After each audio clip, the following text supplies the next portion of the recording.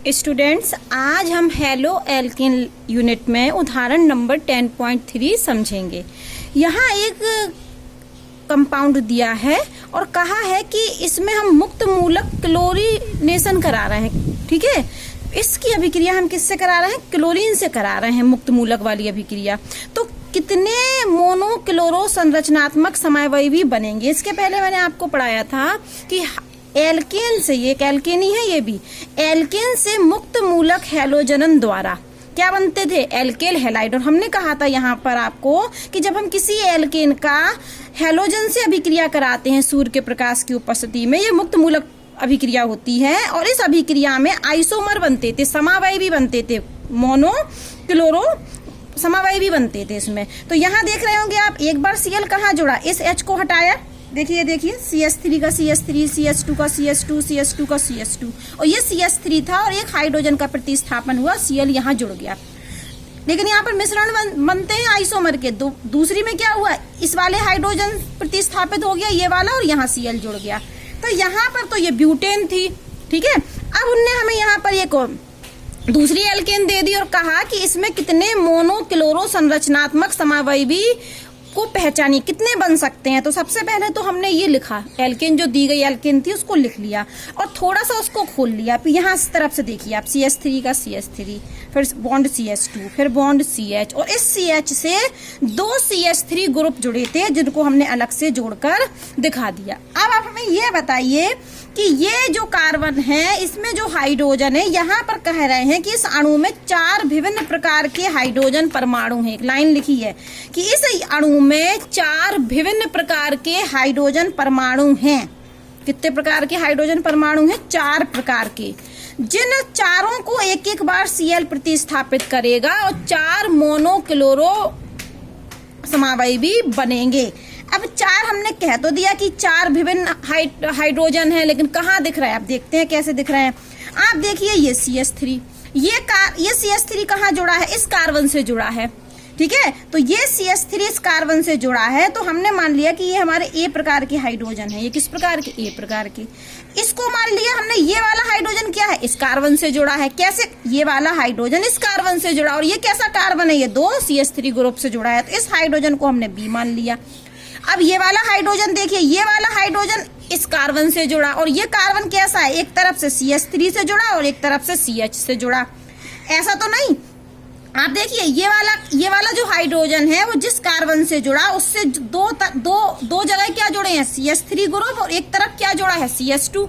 अगर हम यहाँ देखें तो ये वाला हाइड्रोजन इस कार्बन से जुड़ा, जिसमें कहीं इस कार्बन से कहीं CH3 ग्रुप जुड़े हैं, एक जुड़ा, 2 तो नहीं जुड़े, यहाँ 2 जुड़े थे, इसलिए तो विभिन्न प्रकार का हाइड्रोजन हो गया। तो ये क्या हो गया? C प्रकार का। इसको देखिए, ये ऐसा हाइड्रोजन है कि जिस पर ये उपस्थित है वो कार्बन सिर्फ एक CH2 ग्रुप से जुड़ा है, और जबकि इस वाले को देखिए 2 तरफ से CH3 से जुड़ा था, एक C से जुड़ा था। यहाँ देखिए तो केवल एक CH से जुड़ा था।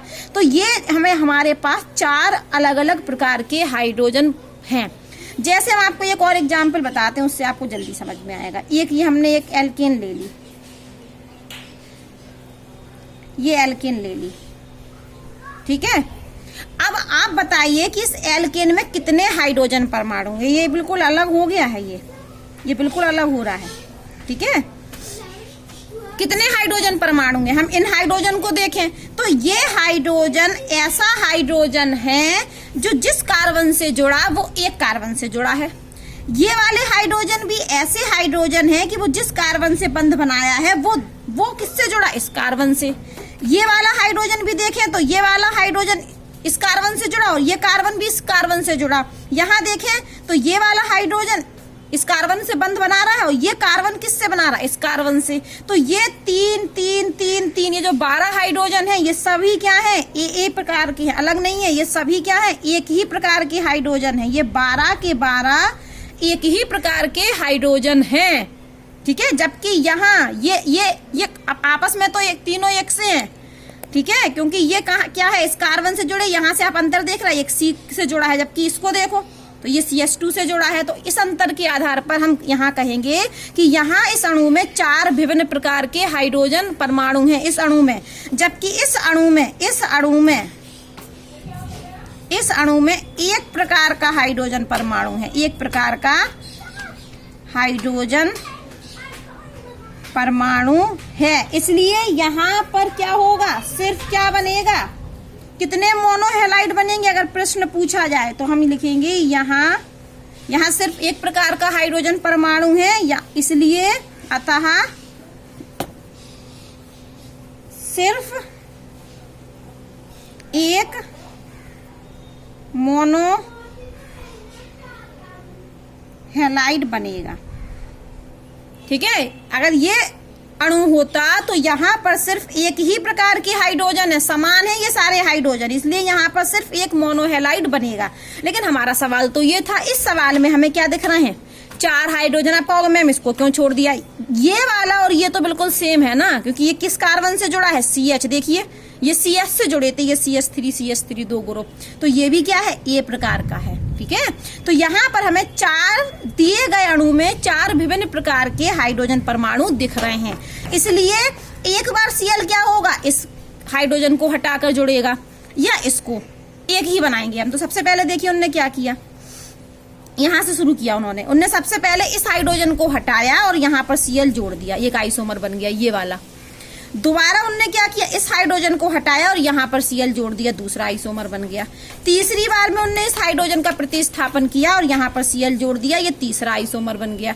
चौथी बार में उन्होंने ये वाला या ये वाला, हम किसी में से भी एक का करेंगे क्योंकि दोनों ही समान हाइड्रोजन परमाणु है, तो एक को हटाकर या इसको हटा लें चाहे इसको हटा लें। यहाँ पर उन्होंने देखिए इस वाले को नीचे वाले से हटा दिया, ये CS से जोड़े थे ना ये दोनों, तो यहाँ से हटा के ये बना दिया, तो ये 4 आइसोमर बनेंगे। ये उदाहरण नंबर 10.3 है।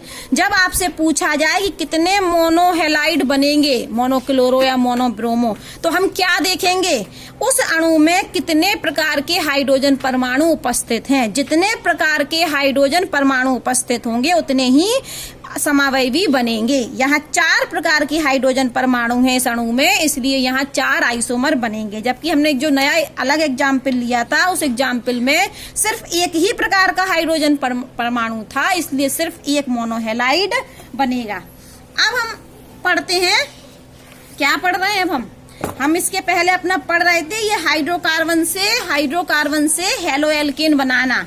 तो अभी हमने हाइड्रोकार्बन से किसको लिया था, एल्केन से क्या बनाई थी, हाइड्रोकार्बन। और ये इस अभिक्रिया से संबंधित ये क्वेश्चन था जिसको मैंने करा दिया। अब हम हाइड्रोकार्बन में ले रहे हैं एल्कीनो से एल्केल हैलाइड बनाना। ठीक है, तो यहाँ पर हम हाइड्रोजन हैलाइड का योग करेंगे। हाइड्रोजन हैलाइड जैसे hydrogen chloride, hydrogen bromide, hydrogen iodide, और हैलोजन का भी योग करेंगे। तो पहला है एल्कीनो से एल्केल हैलाइड बनाना। पहला हम किसका योग कर रहे हैं, हाइड्रोजन हैलाइड के योग द्वारा। तो इसमें हमने देखिए एक एल्कीन लिए और यहाँ पर हाइड्रोजन हैलाइड लिख दिया। ये X क्या हो सकता है, Cl, Bri कुछ भी हो सकता है। हुआ क्या कि इनका योग होगा, तो जैसे ही योग होगा तो ये डबल बॉन्ड, ये एक हाइड्रोजन गया यहाँ जुड़ गया, एक हाइड्रोजन गया यहाँ जुड़ गया, तो ये क्या बन गया, CH3। ये CH3 बन जाएगा। और एक हैलोजन परमाणु गया, वो CH2 पे जुड़ गया। तो अब यहाँ डबल बॉन्ड तो रहेगा नहीं, बैलेंसी क्या 5 हो जाएगी ना, कार्बन की 5 हो नहीं सकती, 4 ही रहेगी। तो ये क्या हुआ, हाइड्रोजन हैलाइड का योग हुआ। और ये हमारी क्या थी, ये तो हमारी एल्कीन थी, और हमारा ये क्या बन गया, ये तो हमारा हेलो एल्केन बन गया। हेलो एल्केन बोले चाहे एल्केल हैलाइड बोले इसको। तो ये किसके द्वारा बना, हाइड्रोजन हैलाइड के योग द्वारा। अब हमने यहाँ पर फिर से एक एल्कीन ले ली, ये भी तो एल्कीन है। ठीक है, ये इथीन थी, ये प्रोपीन ले ली हमने 3 कार्बन वाली। अब हमने यहाँ पर मान लिया कि HX लिया था, हमने ले लिया कि यहाँ पर हाइड्रोजन हैलाइड तो है, लेकिन कौन सा हाइड्रोजन हैलाइड, हाइड्रोजन आयोडाइड ले लिया हमने। अब हमें फिर क्या करना, एक कार्बन पर हाइड्रोजन जोड़ दें, एक कार्बन पर आयोडाइड जोड़ दें। अब यहाँ पर देखिए उनने 2 मिश्रण बनाया। कैसे मिश्रण बनाया समझिए आप, कि एक बार तो उनने आयोडीन को यहाँ जोड़ दिया इस CS से, देखो ये आयोडीन को I को यहाँ जोड़ दिया और H को यहाँ जोड़ दिया, तो ये बन गया। दोबारा में उनने क्या किया, I को इस वाले से जोड़ दिया और H को इस वाले से जोड़ दिया। तो H को इस वाले से जोड़ा तो ये को CH3, तो CH3 रहेगा, और H को यहाँ जोड़ा तो ये CH का क्या हो गया, CH2, और I जोड़ दिया तो ये क्या बन गया, CH2I। तो यहाँ पर मिश्रण बना है। अब हम आपको बता दें कि जो ऊपर वाला जो होता है ना, दो कंपाउंड बने हैं, ये होता है अधिक मात्रा में बनता है और ये बनता है अल्प मात्रा में। अब ऐसा क्यों होता है, ये जो हाइड्रोजन हैलाइड का योग होता है वो मार्कोनिकॉफ नियम के अनुसार होता है। एक कक्षा 11 में भी आप पढ़ चुके हैं। अब मार्कोनिकॉफ नियम होता क्या है? इस नियम के अनुसार आप यहाँ जानते हैं, इस नियम ये जानते हैं, अगर इस पर हम चार्ज देखें तो इस पर प्लस चार्ज और इस पर माइनस चार्ज, क्यों? क्योंकि हैलोजन की इलेक्ट्रोनेगेटिविटी ज्यादा होती है। तो कहा जाता है कि अधिक ऋणात्मक भाग, अधिक ऋणात्मक भाग कौन है इसमें? देखिए, ये इसने हैलोजन की इलेक्ट्रोनेगेटिविटी ज्यादा है, इसलिए बंद के इलेक्ट्रॉन को अपनी तरफ खींच लेगा, जिससे हैलोजन पर नेगेटिव चार्ज और हाइड्रोजन पर पॉजिटिव चार्ज आ जाएगा। तो अधिक ऋणात्मक तत्व इन दोनों में कौन है? ये वाला है। तो मार्कोनिकॉफ नियम के अनुसार जो अधिक ऋणात्मक भाग होता है, देखो साफ साफ लिखा है, इस नियम के अनुसार अधिक ऋणात्मक भाग उस कार्बन से जुड़ता है, संयुक्त होता है, जिस पर हाइड्रोजन परमाणु की संख्या कम हो। तो अधिक ऋणात्मक भाग मतलब ऋण भाग उस कार्बन से जुड़ेगा जिसमें हाइड्रोजन की संख्या कम हो। तो आप यहाँ देखिए कि इस कार्बन पर हाइड्रोजन कितने हैं? 1, जबकि इस कार्बन पर हाइड्रोजन कितने हैं? 2। और इसको नहीं देखेंगे हम, क्यों नहीं देखा? क्योंकि भैया जहाँ जहाँ पर डबल बॉन्ड होगा वहीं तो योग करेंगे हम, यहाँ तो ना करेंगे। एल्कीन देखना ना हमें, तो योग कहाँ होगा? या तो यहाँ होगा या इस कार्बन पर होगा, इस कार्बन पर नहीं होगा बेटा, ठीक है? सिंगल बॉन्ड से जोड़ा है क्योंकि ये, तो ये या तो इस कार्बन पर जोड़ना हमें आई को, या इस कार्बन पर जोड़ना है। तो मार्कोनिकॉफ नियम के अनुसार जो अधिक ऋणात्मक भाग होगा वो उस कार्बन पर जुड़ेगा जहां पर, जिस कार्बन पर हाइड्रोजन परमाणुओं की संख्या कम हो। इस कार्बन पर कितने हाइड्रोजन है? एक हाइड्रोजन है, जबकि इस कार्बन पर कितने हाइड्रोजन है? 2 हाइड्रोजन है। तो कम कहाँ है? कम इस कार्बन पर है, इसलिए आयोडीन इस कार्बन पर जब जुड़ा था इसलिए अधिक मात्रा में बनता है। हम यहाँ एक और एग्जाम्पल ले लें। हमने यहाँ पर एक ब्यूटीन ले ली, ठीक है, 4 कार्बन वाली, और HCl का योग कर रहे हैं हम।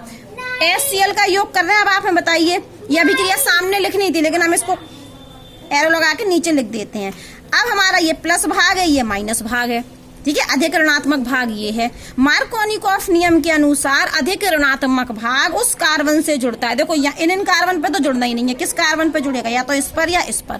पहले तो हमने इनको वैसे ही हटा लिया, वरना 4 में कंफ्यूज हो जाए। 2 बची हमारे। डबल बॉन्ड के अगल बगल कार्बन पर ही ऋण भाग जुड़ेगा, ठीक है?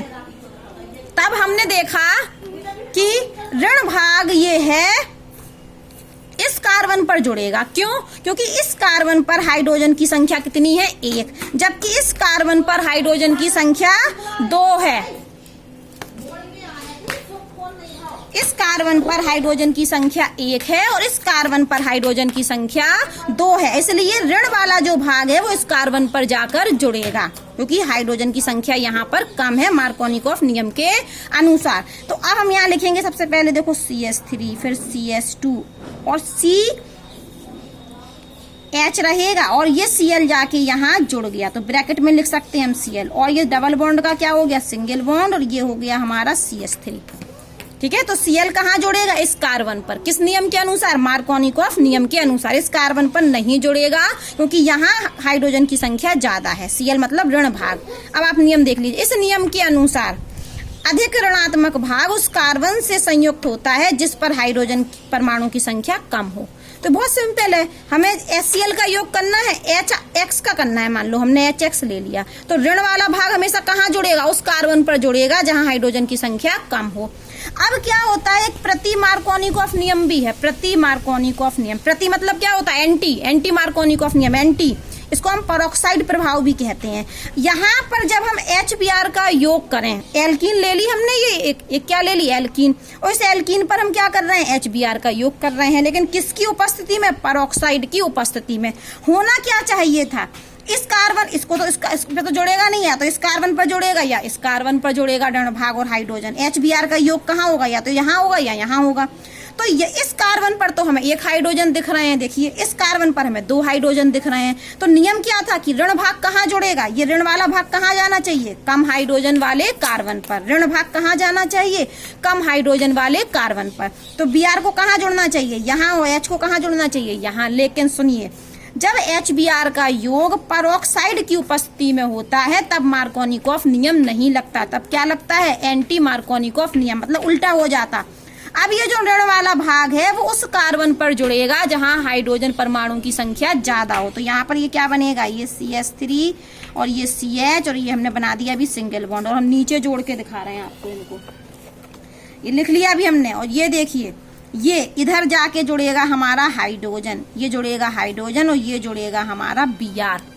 ठीक है, अगर हम इसको क्या करके या तो खोल के हमने दिखा दिया, या हम इसको कैसे लिख सकते थे, अगर संग में लिखते तो CH3 और ये जोड़ दिया तो ये क्या बन गया, CH2 सिंगल बॉन्ड CH2 और Br, या ऐसे भी लिख सकते थे, यहाँ हमने खोल के लिख दिया। अब आप बताइए, होमवर्क में करना है आपको, यहाँ पर ये एक एल्कीन दी है, उस एल्कीन में क्या करना है आपको, HI का योग करना है, इस एल्कीन में HI का योग करना है। अब आप बताइए, चलो अब यही भी करवा देते हैं कि HI का योग करना है तो ऋण वाला भाग कहाँ जुड़ेगा। अच्छा, ये उल्टा एंटी मार्कोनिकॉफ नियम से कब लगता है, परऑक्साइड की उपस्थिति में लगता है, ऐसे नहीं लगता है। अगर परऑक्साइड की उपस्थिति नहीं लिखा होगा तो ऋण वाला भाग उस कार्बन से जुड़ेगा जहां हाइड्रोजन परमाणु की संख्या कम हो। ठीक है, अब हमने अगर आपको ये उदाहरण दे दिया कि HI का योग करो यहाँ पर, तो आप देख रहे होंगे कि इस कार्बन पर इस डबल बॉन्ड के अगल बगल वाले कार्बन देखेंगे, डबल बॉन्ड के अगल बगल वाले कार्बन, तो दोनों ही कार्बन पर क्या है, एक एक हाइड्रोजन है, यहाँ भी एक हाइड्रोजन है, यहाँ भी एक हाइड्रोजन है। तो कहीं भी H जोड़ दो, कहीं भी I जोड़ दो, बना देते हैं ये CH3, हम इस पर हाइड्रोजन जोड़ देते हैं तो ये बन गया हमारा CH2, फिर क्या लगा दिया हमने सिंगल बॉन्ड, फिर ये क्या बन गया CH और ब्रैकेट में लिख दिया I और फिर CH3 जुड़ गया। तो आज हमने ये क्या पढ़ लिया, मार्कोनिकॉफ नियम भी पढ़ लिया, एंटी मार्कोनिकॉफ नियम भी पढ़ लिया। एक्चुअली में हम पढ़ क्या रहे थे, एल्कीनों से एल्केल हैलाइड हेलो एल्केन बनाने की विधि। अब आप जरा ये एक और उदाहरण देख लीजिए, उदाहरण नंबर 10.4। यहाँ पर कुछ एल्कीन दी हैं और उन एल्कीन में देखिए हेलोजन हैलाइड का योग कर रहे हैं। ये देखिए HBr का योग करना है, तो या तो हम इस कार्बन पर करेंगे या इस कार्बन पर करेंगे। ऋण भाग का ये इसमें भी होंगे ना, एक ऋण भाग होगा, एक पॉजिटिव धनात्मक भाग होगा। तो ऋण भाग कहाँ जुड़ेगा, आप देखिए इस कार्बन पर कितने हाइड्रोजन दिख रहा है, एक, और इस कार्बन पर कितने हाइड्रोजन दिख रहा है, 2। तो यहाँ पर मार्कोनिकॉफ नियम के अनुसार Br का योग इस कार्बन पर होगा और हाइड्रोजन का योग इस कार्बन पर होगा। तो ये क्या बन जाएगा, ये तो बेंजीन रिंग तो जैसे की तैसी रहेगी, यहाँ पर आके एक Br जुड़ जाएगा और यहाँ पर आकर एक हाइड्रोजन जुड़ जाएगा और डबल बॉन्ड की जगह क्या हो जाएगा, सिंगल बॉन्ड। ये वाला एग्जाम्पल देखिए, इसमें HCl का योग करना है हमें, तो इस कार्बन पर कितने हाइड्रोजन है, 1, और इस कार्बन पर कितने हाइड्रोजन है, 2। तो Cl भाग कहाँ जुड़ता है, ऋण भाग उस कार्बन पर जुड़ता है जहां हाइड्रोजन की संख्या कम होती है। तो Cl यहाँ और हाइड्रोजन यहाँ, और डबल बॉन्ड का क्या हो जाएगा, सिंगल बॉन्ड। देखिए ये हो गया, ये वाला CH यहाँ आके जोड़ा, CH से जोड़ा Cl। तीसरा देख लीजिए, परऑक्साइड की उपस्थिति में HBr का योग। तो अब क्या होगा, ऋण भाग उस कार्बन से जुड़ेगा जहां हाइड्रोजन की संख्या ज्यादा हो। अब डबल बॉन्ड के इस वाले बगल वाले कार्बन पर एक हाइड्रोजन है और इस वाले कार्बन पर 2 हाइड्रोजन है, तो Br कहाँ जुड़ेगा, जहां ज्यादा हाइड्रोजन की संख्या है यहाँ, तो यहाँ आके जुड़ेगा Br। तो ये देखिए पूरी रिंग की रिंग ऐसी बना दी, फिर CH2 का CH2 और ये CH था लेकिन यहाँ पर क्या गया, एक और H, तो ये क्या बन गया CH2, और यहाँ पर डबल बॉन्ड की जगह क्या हो गया, सिंगल बॉन्ड, और ये CH2 रहेगा, इस CH2 पे क्या जुड़ेगा, Br। तो ये वाला जो उदाहरण है वो मार्कोनिकॉफ नियम और एंटी मार्कोनिकॉफ नियम के अनुसार योग दिखाया गया है।